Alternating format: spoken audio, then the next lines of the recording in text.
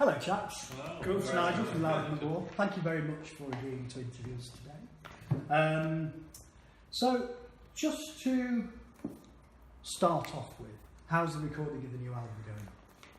No, it's great, it's going good. Yeah, we get more songs down in day one on this album than we did on part two, which we thought was incredible. Right. It is, you know, it's like the Beatles, you know, you wouldn't just play together as a band. So we've taken this real old school approach of actually playing music together at the same time and recording it. Right. So this is day three and we're on the vocals. How long do you think it would take from beginning to end to actually be in the studio to complete this album? Does that include mixing and mastering? Or Just the band in the studio. Tracking it, we do it it. for 4 days. 4 days we can get the album captured Really? and then it's mixed and mastered. We did the last one, we did part two in 4 days. maybe 5 for the last bits of backing vocals and things. Yeah, we were we'll do well that prepared. there. We were well prepared before we was the plan, which is throwing it together. We were Yeah. well prepared. You joined the Fall in 1983, is that correct? Correct. Would you say that you brought a kind of new fashionability to the way they look, the way they dress, as well as the music that you brought to the group? It's kind of two different things. I mean, the Fall were just they were just blokes, you know. They were anti-fashion, they were non-fashion, they just were who they were off stage and on stage, and that was, I didn't consciously try and obviously change anything, just let them be them. I think probably the emergence of me sort of like had them sort of up their game a little bit in the fashion stage. In music, definitely, I did bring something which was just a weaving a melodic line through everything. I was very gentle with the way I did it because, I mean, I was a massive fan of the band before. And again, I didn't want to change anything or be like, oh my God, here's his wife, he's come in and changed it all. Yeah. I was completely respectful of them as a musician and did what I thought needed to be done, which was weaving in some hooks. Yeah, I think that was a changing pace. Yeah, wasn't it? definitely. I think it was a question of good timing, the Brix coming in and us taking that thing where we'd batter the audience with 15 minutes of one riff. Like repetition or something like that, yeah. And all the songs on Hex Induction now, taking that to its end, really. Yeah. So just sort of jerking forward over the whole history of the Fall, because we don't want to dwell too much on the Fall, is that I saw you 2 years ago at the Ruby Lounge, and it was fascinating how you used it as a launch pad to introduce your own songs and then kind of go off in a direction, your own direction. Would you say that? I mean, that's common sense, I think. Yeah. Starting a new band, it would have been tricky. But a new band doesn't have any songs. Well, that's what I mean. But remember, we only did Fall songs that we wrote.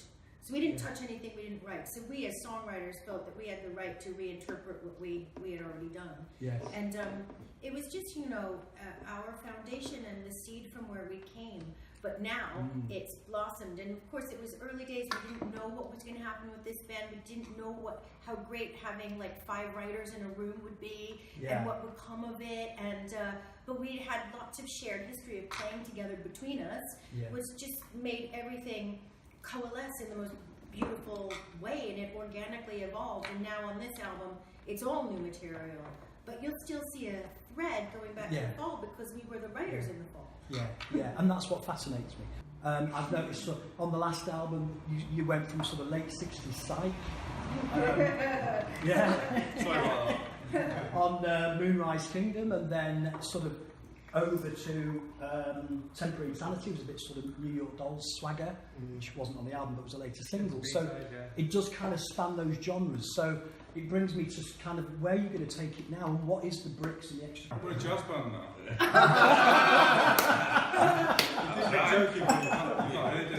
No, there's Jason, you've got a theory about this. about the song. About the evolving it, but still keeping. Yeah, like I for 4 years been harping on about I think I played with the Hanleys for like 15, 16 years. We played with Tom Hingley and the Lovers. We did 2 albums with these guys. Right. But what's happened with this since Brix came in is that like there's for me certainly, because I'm the one who, of course, I'm the what they call in Ireland the blower. You know, the cooker, because I was never in the Fall. You know, which occasionally you're the one, which occasionally has you know, I get the odd woman phoning in the dressing room, and then when they found out I was never in the Fall, they instantly use it switch off, leave. You know, I think musically, I think for me, one of the most important things when we started writing is that the Hanleys sound like the Hanleys, because they do sound like the Hanleys, and your bass line is extremely distinctive. That's you listen to him play the bass and his brother play the drums, and I think that's crucial, and I think it makes sense, and I think it's intuitive that there is a thread in the sound, and I think it makes sense that there is musically and organically, but I think certainly with this record it's growing out from that, but it's still there. You'll hear elements of it, you know, we'll play some stuff.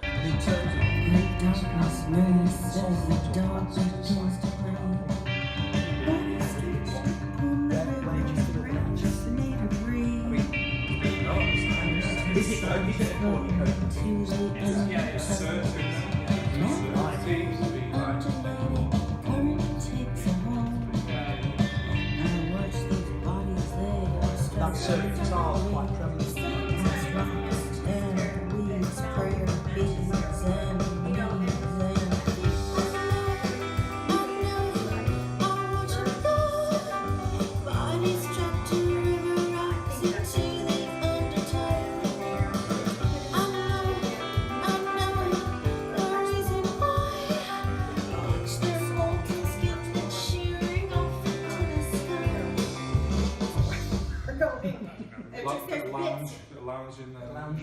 There's jazz, there's like some pretty technical stuff coming in the next one, but woven into like the belly of the garage punky, clammy thing. I think kind of musically we've allowed other things in this time. Like it's because the last record was what it was, and it was happened fairly quickly, and it all sort of came together, and we wrote what we did. But now it's a bit more time to breathe, and there's other, harmonically speaking, in terms of harmony, there's other stuff going on. I've kind of allowed a few things to sneak past. Like Paul Hanley's my filter, if he gets past it, he knocks out. Absolutely, he's got a big mallet, Jazz mallet. Yeah, he's got a jazz mallet. I like it. There's something that I've done with this. That's great. And I said, let's test it out. We kind of stand it out and kind of sit covertly waiting for an email or a phone call, and it didn't come, so got away with it. So. And how's the process in songwriting? Are you sitting together and kind of jamming it out, or are you coming in with a melody? How's it working? We have a recipe now. Yeah. So each of the guys will go and write on their own and start with a skeleton of something and bring it into a studio in Manchester where they all work on it together and flesh it out. And once it's fleshed out and structured, they send it to me in London, and then I write the words and the melody over what they've done. Oh, right. And that is how it works. Right. Jason and Steve have really pushed this album forward. Yeah. They really have. Yeah. Are you free to come in with your own sort of complete songs and melodies well, it's kind of a lot of them are going. A lot of them are kind of presented me and Steve have done quite a lot of that. Really, we're presented because the thing that for me, for all of us, I guess, really, is to work out how do we do this. Are we in a room jam together? And we're not, and we weren't, and so on. So for this record, it's been almost like a licensing. I'll sit at home, do a complete arrangement on Logic. And then send it out, and then Brix will sing over the top of that, and then we get it. Then we have a song, and then we get into the rhythm. And you always notice the ones that are successful because you send an email with an MP3, and you either get loads of gushing replies, go, that's amazing, I've already written the melody, or there's just silence.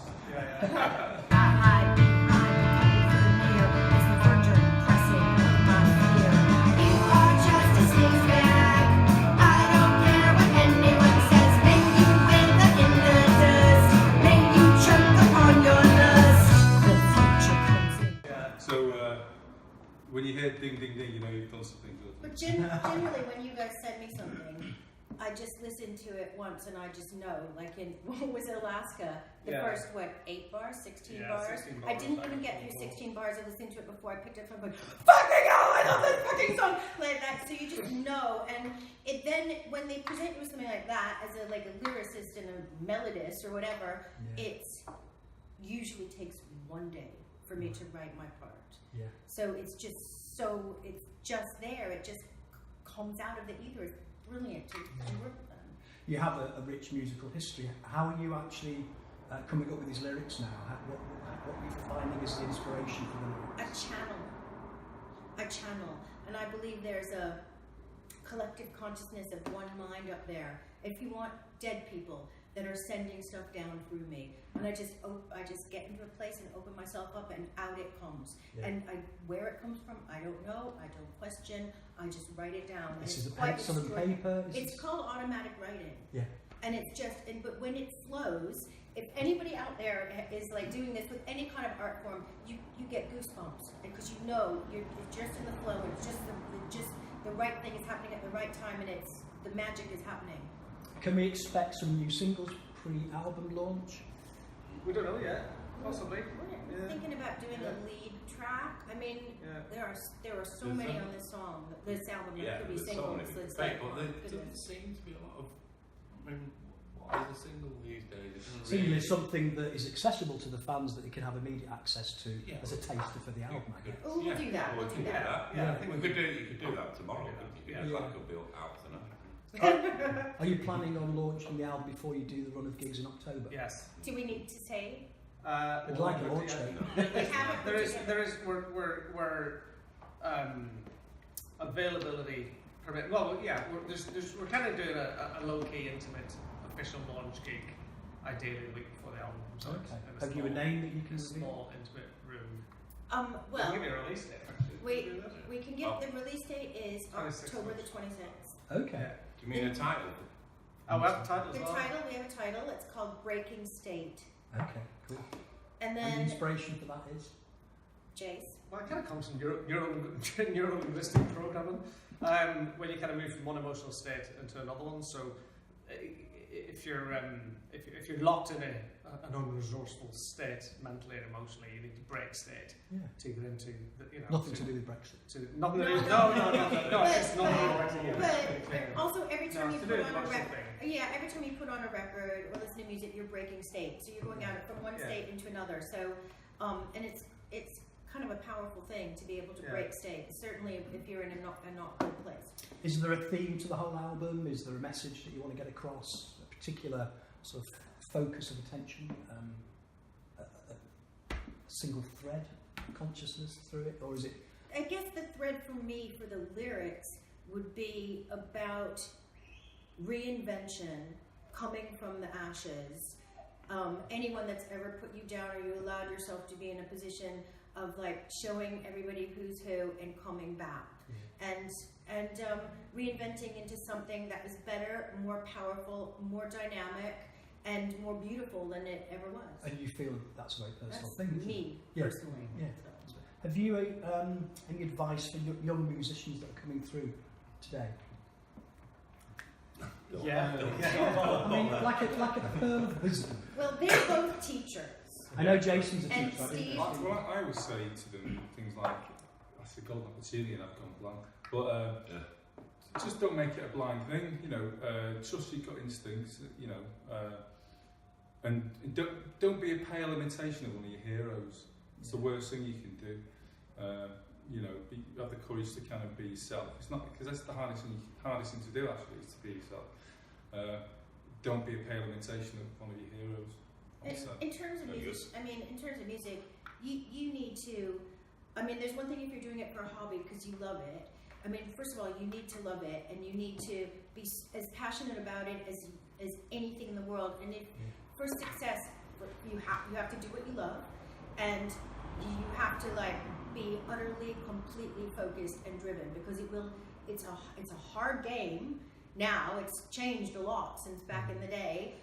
So you even have to have that much more determination. But if you're really loving it, it's never like a job. It's just a wonderful thing, except what you're going to say, schlepping gear at 2 in the morning. Yeah, okay. I was thinking. Across his room now. No. Yeah, not that part of it. Yeah, I think get good at doing lots of different things and try and generate. So it's a bit business like, but try and generate multiple income streams. Get a trade behind you. Get your good. dad was right.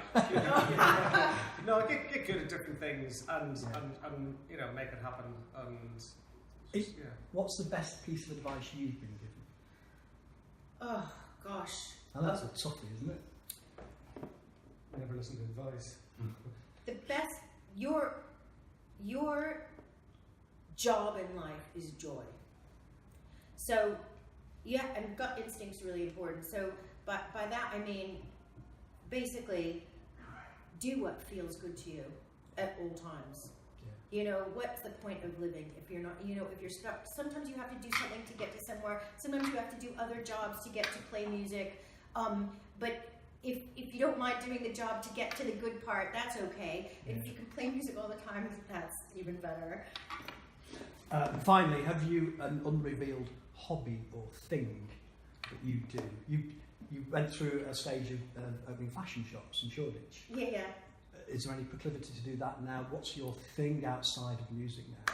Well, I mean, I do so many things. I've written a book, and I'm writing another book, and doing lyric books, and I've just produced a documentary for Sky Arts on Donovan and the Beatles' time in Rishikesh, where all those amazing songs, like all the White Album came out of it. It was just very amazing. It was all about transcendental meditation and how that unlocked the creativity and this whole period happened. So that's coming out in September. I'd like to do more. I'm doing in front of the camera and behind the camera. Still working in telly. Yeah. I still love fashion, but I'll only do the right things. No more early morning fashion for me. Okay, that's great. Thank you very much. Sorry, guys. Sorry. Hello? Yeah, sorry, it's Paul Hanley. No, sorry, we finished the interview, Paul. Yeah, sorry, mate. Yeah, it's done. Yeah, you can get back in the car. All right, see you tomorrow.